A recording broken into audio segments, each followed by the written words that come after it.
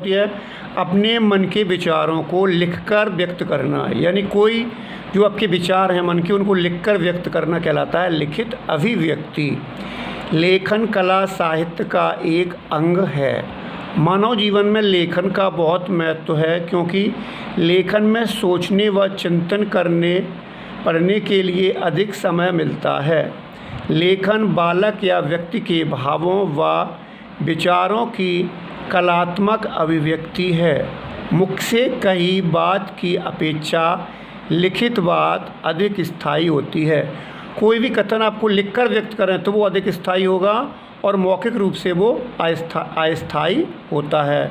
जब हम अपने भावों व विचारों को लिखकर व्यक्त करते हैं, यानी मन के विचारों को लिखकर जब हम किसी को व्यक्त करते हैं तो उसे लेखन कौशल या लिखित अभिव्यक्ति कहा जाता है। इसके अनेक रूप होते हैं, जिनमें से जैसे पत्र लेखन, निबंध लेखन, आत्मकथा लेखन, जीवन चरित्र लेखन, कहानी लेखन, संवाद लेखन, प्रार्थना पत्र लेखन आदि।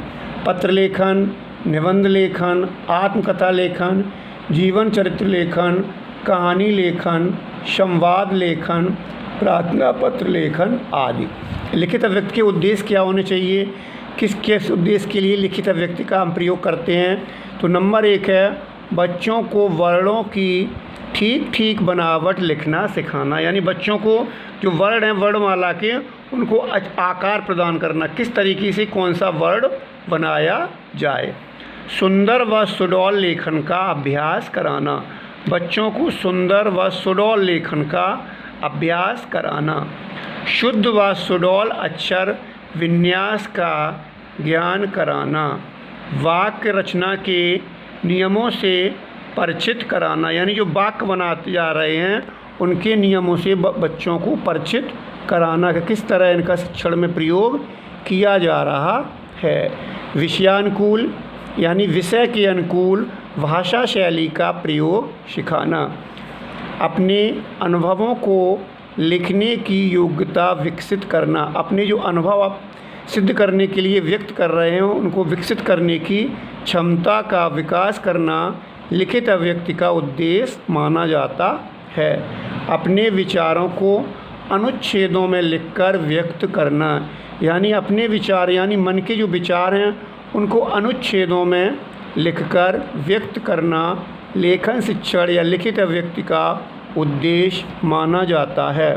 मौलिक रचना करने योग्य बनाना, बच्चों को इस योग्य बनाना कि वे मौलिक रचना स्वयं करने लगें। साहित्य के प्रति रुचि जागृत करना, बच्चों में इस प्रकार का साहित्य उपलब्ध कराया जाए कि उनको पढ़ने में इंटरेस्ट का शिक्षण में क्या महत्व है।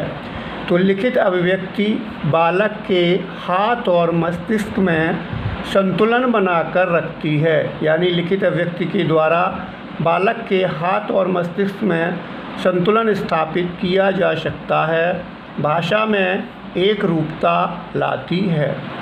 शिक्षण ग्रहण करते समय पठित सामग्री को संगठित करने, प्रश्नों का उत्तर तैयार करने, पाठ का सार लिखने, गृह कार्य आदि में लिखित अभिव्यक्ति की आवश्यकता पड़ती है। लिखित अभिव्यक्ति स्थायी है।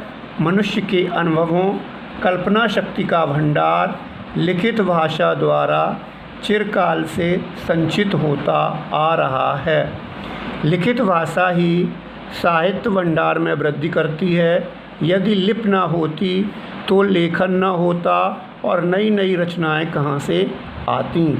आधुनिक शिक्षा प्रणाली की मुख्य विशेषता परीक्षा है।